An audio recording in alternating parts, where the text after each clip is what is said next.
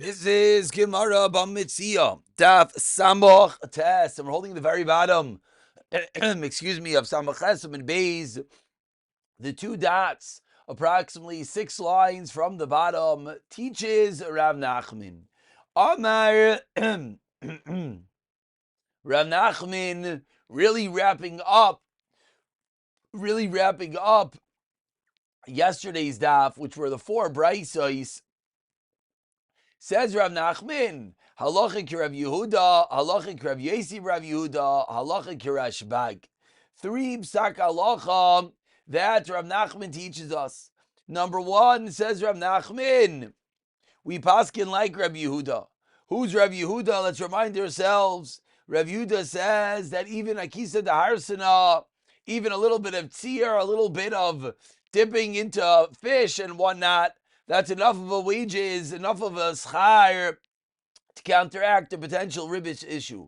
The halacha is like Rav Yosef Rav Yehuda, that when it comes to the sheep, the galim musiyachim, when it comes to the whey, when it comes to the wool that the animal sheds on its own, that's enough of a payment to get out of the ribbish issue. And finally, halacha kireshbag, that when it comes to an animal and its mother, egalu im imai usyach im imai, that's enough as well. So says the Gemara, a story. 5 lines from the bottom. Bnei Rav Ilash nafak alayu ahushtara.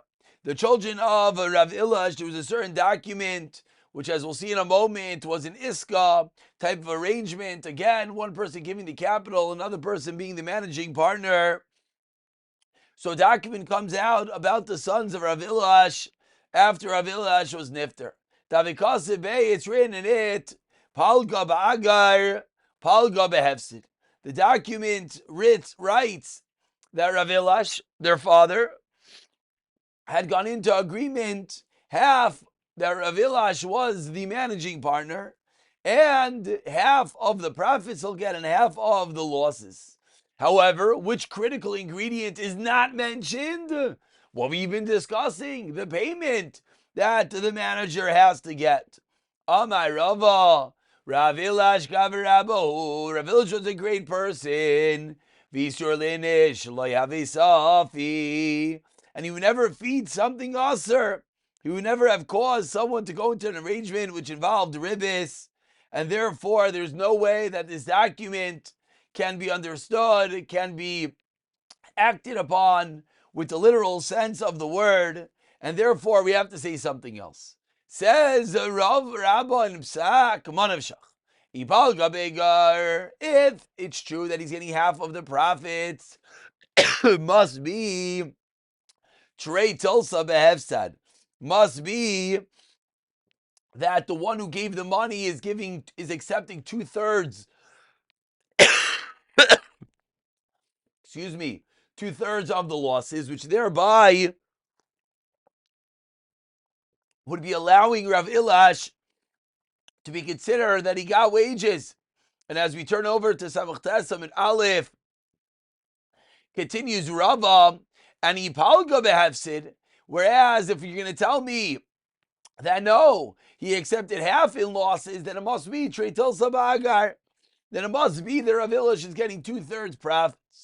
Basically, there's no way, he says Rabbah, that this really was a 50-50 agreement without there being the additional clause that Rav Ilash, the managing partner, is getting paid for his work. So it must be that there was a built-in additional profit or additional lack of losses that he would get. Continues the Gemara, Amar Rav Kahana, 2 lines down, Ramach Lesam Aleph. I said this over under Rav Zid Menardav Nardav Amar Alin. He said to me, Dilma Rav Ilash, Taivali my Bitzirave. How do you know that it was this agreement? Maybe what happened was Rav Ilash would eat food together with him, and he'd be allowed to dip into the same fish sauce. And V'amar Rav Nachman, as we started off today, Halachik Rav Yehuda, that suffices. So how do you know that the arrangement must have been a little bit different? Maybe really we're going with Rav Yehuda, and the story here is that Rav Ilash was allowed to eat and allowed to gain some small benefits from the investor. Omar Le, Rav Kana responds, it's not true that we pass like Rav Yehuda. Elashita itmar. Rather, what Rav Nachman meant to say was that Rav Yehuda and others agree with that idea, as Rashi points out in the last wide line, that Rav Nachman, Rav Yehuda, Rav Yesi, B'nai Rashbag, all Rav Nachman was telling us were Kulam B'shita Achas Amru Divrayim. That they're all going, that there's one common thread through all of them, which is that the smallest amount of payment work, but not necessarily do we paskin that way. It says the Gemara, Hachinami Mistavra, Lamaisa, it's logical to say that Rav Nachman meant that we don't paskin this way. If it was true, why do Rav Nachman have to say halacha like this, halacha like this, halacha like that? What could he have said? Lema halacha Rav Yehuda demekel mikulu. Rav Yehuda was the most mekel, so he should have just said halacha Rav Yehuda, and by extension, all the other cases would have been clear. From the fact that he didn't do that must be that Rav Nachman wasn't really paskening la halacha, but rather all Rav Nachman was telling us is that these three opinions are within one line of thought, that they're all going that the lowest level of payment is possible. Amar Rav teaches Rav 10 lines down. The first one line is Mekulu Mutter Moisar Shlish Bischarcha.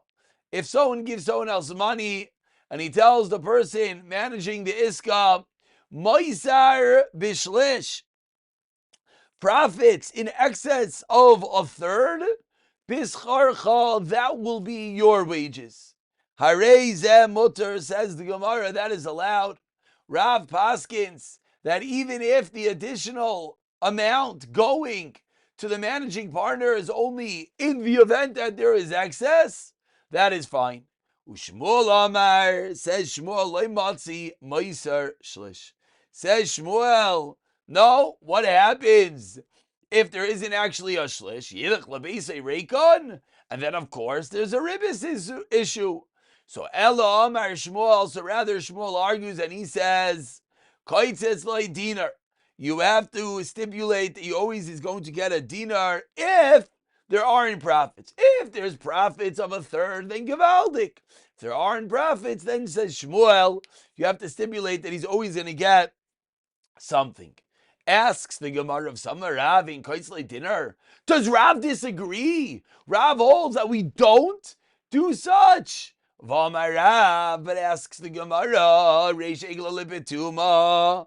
But Rav said the head of the fat goes to one who fattens the animal, that the one who's taking control receives the part of the animal as his as his payment.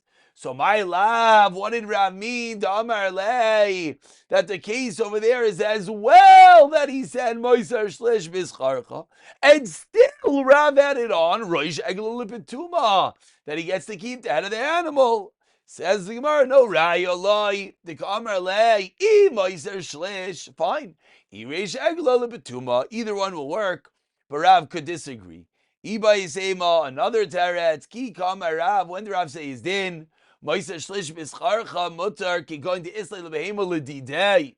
Damrinchi Gvulaturi is where the guy who's in control, the managing partner, the one who's watching the animals, has his own animals.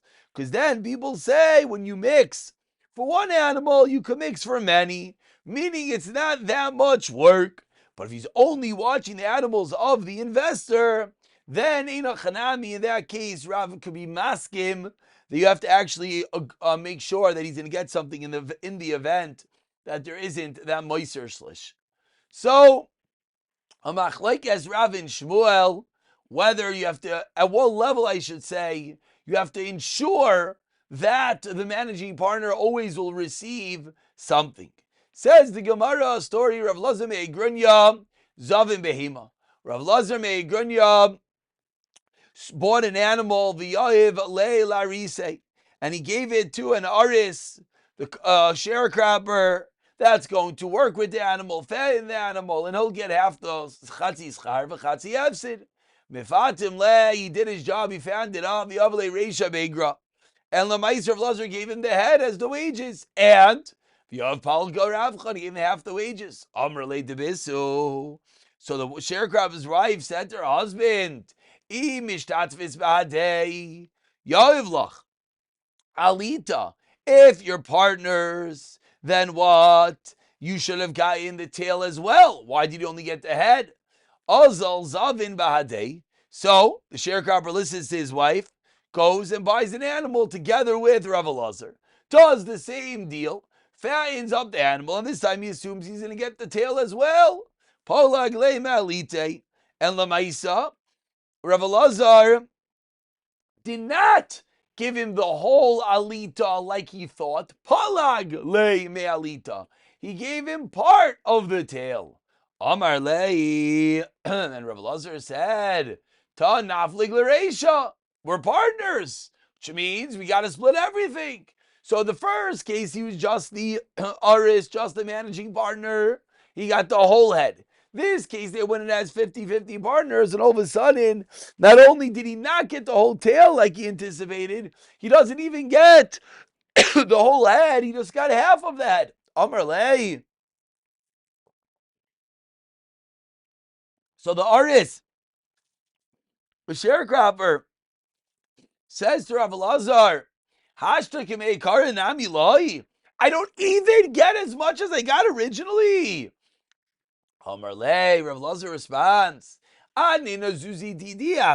until now, the money was my money, and you were working with the animal. Chatzi schar, chatzi hefsid. And therefore, there was at some level, it was considered a halva. And because of that, if I didn't give you a little bit more than half, if it really was a equal split, it looks like ribis, because you got money to use and you're getting back profit. And that's why I gave you the whole head. But now says Rav Elazar, Lamaisa Shutzva Anan. We're partners. And therefore we split everything because there's no halva. There's no reason I have to give you anything extra. My kamre, what are you going to say? Terachnat fei. Porta, I worked a little bit more than you did. Amri inchi stamarisa lamori aram. Komishabin avshei. So we can answer that people say that an aris is mishabit himself to the land of the person who owns it.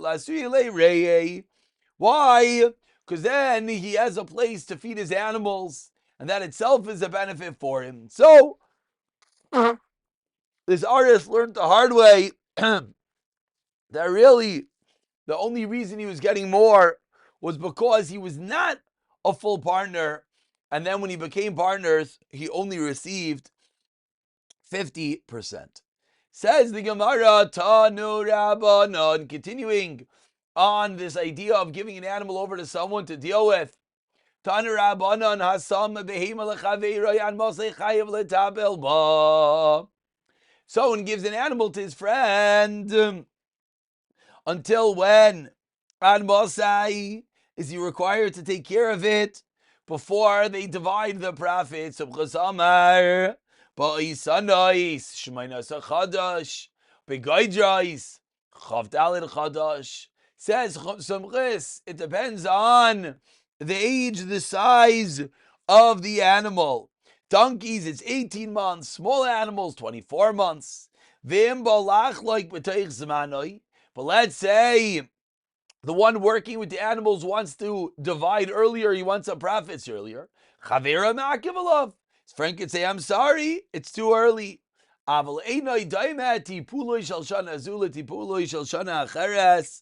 But each year's work cannot be equated to the next. Why? Because year number 2 requires more than year number 1. And therefore that has to be taken into consideration. Says the Gemara, my avol dika amar. Elafi she'inoi daima What just happened? 1 second. My avol. Again, Nachamal. What just happened? Avalena Davidula Shashana Zu, Shashana Zu, Litibula Shashana Acheres. My avol de Kamar. Oh, excuse me. Okay, I know what the problem here is. I'm looking at two different Gemaras. The Gemara in front of me is different than the Gemara on this screen. Okay, Avol my Kamar, different Girsais, but they changed it on the side to my Avol Dikamar. What's his Avol Einoy Daima this year to next year? Ella Lefi Sheino Daima Tipula Shalshana Zula Tipula Shalshana Acheres, because they're different. Therefore, the next year you have to take that into consideration. Tani Idach, 3 lines in the white lines, another Braisa. Sameim Lechaver on Moshe Chayav Letabel Bivladois. How long do you have to deal with the offsprings of that animal? Bidaka Lamid Yoim. A small animal, 30 days bigas, and on Yoim. Rav Yesi Aimer, Bidaka Gimel Chadashim, 3 months. Why am they Shetipula Meruba? Says the Gemara, my Mitipula Meruba. It has small teeth, and therefore it's more work to get the animal to eat. So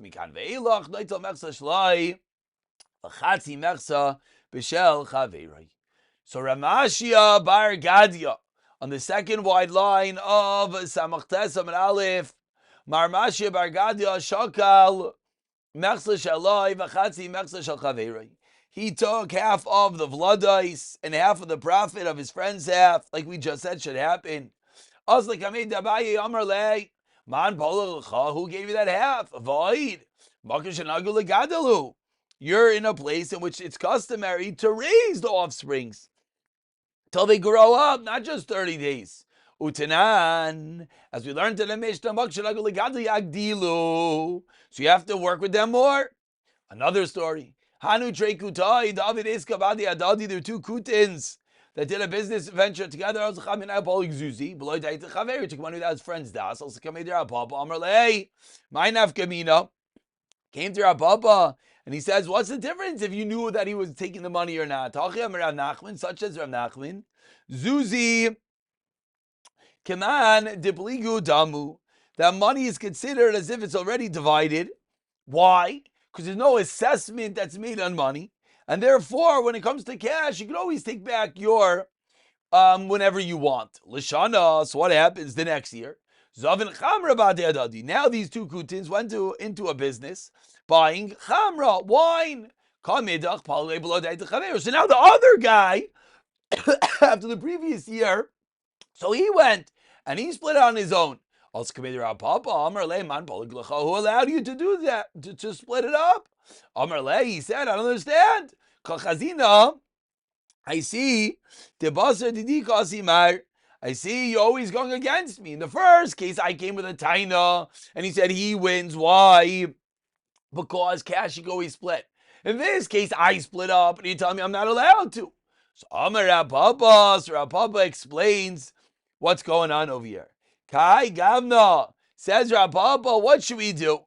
What is the psak halacha? Says Rapapa, when the dayan, referring to himself, or any dayan in general, but here it was indeed referring to himself, when the dayan is being questioned, that the litigants in these cases are saying that he's not paskening correctly, the judge has to explain the reason. And now Rapapa explains. Zuzi, when it comes to cash, mi shakel tavi v'shakel chasri. Is there such a thing as taking good coins and leaving not good coins? Amar leiloi. But of course, when it comes to wine, kuli alma yadi dika de basim vika deloi basim. So explains Rapapa, there's a fundamental difference. Cash is cash. When it comes to items, it's not the same. So Gufa, let's go back to this din of Zuzi, that money is always available to be split. Gufa Rav Nachman Zuzi command Bolig Damu. Explains the Gemara 5 lines down that it's Hanimili Tavi Vitavi Tekuli Utekuli. This is only with good coins and good coins, heavy coins and heavy coins. Aval Tavi Vitekuli, if one is a good coin, one is a heavy coin, lie, the different types of coins. And of course, we have to realize that this is going back to nostalgic world, that coins had intrinsic values. And therefore, says the Gemara, it would not be considered able to always split when it comes to such difference in coins. Rav Chama have a moiger zuzi b'pshiti. Rav Chama, we rent out zuzi coins for a pshiti. People would pay him for the money. And again, this might sound like ribbis because you're borrowing a zuz and getting back really a little more, but Rav Nachman did in a way of rental. B'yoyma kulei zuzi. Eventually, he had no more money. Why? Because, says Rashi, because this is, even though he was quote-unquote renting it out, but lamaisa, this is considered ribbis, and therefore the punishment was that he lost all the cash. All the money, was lost. So explains the Gemara what happened. Who Savar Rav Nachman or Chama thought Maishana Mimara? How is cash different than a shovel? A shovel I could rent out, so money I could as well. But says the Gemara, it's not true. V'lo yimara behedra beinei v'yidia paschi zuzei lahadre beinei v'lo yidia b'chsei. When a shovel's returned, it's intact, and you could see any depletion to the item. But money is not true, and therefore renting out money, explains the Gemara, is always going to be considered a form of ribbis. So now on the flip side, Rav Chama thought this was mutter l'maisa, it's aser. On the flip side, says Rava, Amai Rava, 15 lines down, the first line is v'lo yidia. Shari le'le'inish, you know it's allowed, le'meimer le'lechavre helich dalet zuzi. Here is 4 zuz, v'oisli le'plania zuzi, and go lend to a certain person money, that you're allowed to do. V'loi asra taira, ella, ribis haba miloive lemalva. Very interesting, obviously based on Xeris Haikosovs. But says the Gemara, ribis is only when come from borrower to lender. But if there's a person in the middle that you give someone money and you allow him to take your money and lend it to someone else for ribis, that will be allowed. Says the Gemara of Amai Rava, another case that's allowed. Shari leile inish lemeim leile chavri shakal lecharba zuzi, take 4 zuz vam leile ploni los fin zuzi, take 4 zuz and tell Ploni that he shall lend me money. My taina schara mirka shakal, because you're paying him for talking on your behalf. And the Gemara proves this with a story. That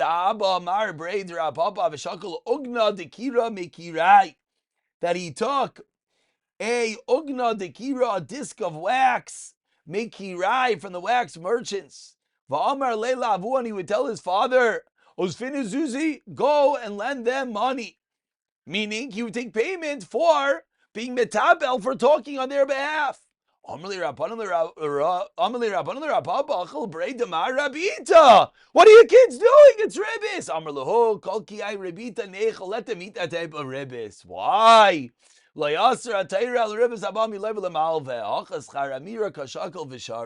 And of course, how to properly apply this in reality is not simple, but we're realizing that, of course, there are cases which are allowed. And we continue with the Mishnah, 2/3 of the way down.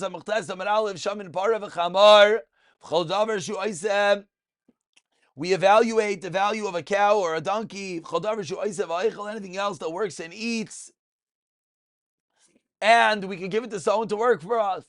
For half the profits, meaning you don't have to pay the managing partner a little bit more. As we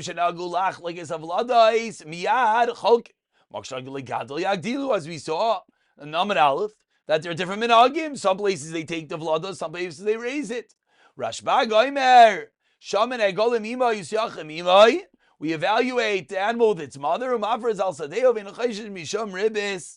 and similarly, concludes the Mishnah, you can increase the rent of the field, and it's not ribbis. If I lend you $1 million and then you rent a field, I can charge you extra. I am charging you extra because of the halva. That's not a problem, as we will see. So says the Gemara, let's begin with the final ruling of the Mishnah. What is this case? Explains the Gemara. Says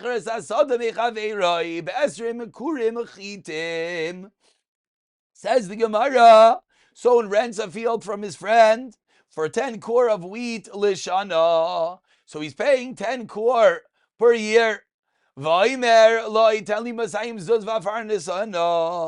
then he asked for a loan of 200 zuz. And guess what? I will give you shneimasa kur lishana.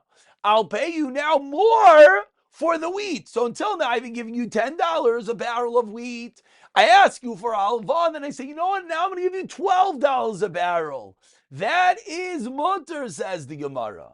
Aval, however, ein mafrez lo chanos lo sfina. You're not allowed to do this on a ship or on a store.